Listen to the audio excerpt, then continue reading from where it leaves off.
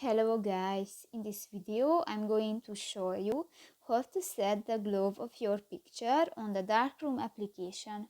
But first of all, I just want to mention, please don't forget to subscribe to our channel, because at 100,000 subscribers we are going to show you our YouTube revenue statistics and growth strategy how to make money online.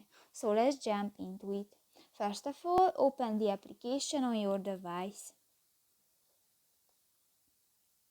Tap to the select image button, and you can select a photo from your gallery. Go to the effect section next to the eraser button at the bottom of the page, and the third option, the glove, and just put the circle on the line, and you can edit the glove of your picture. So that's pretty much it for this video guys. See you in the next one. Bye bye.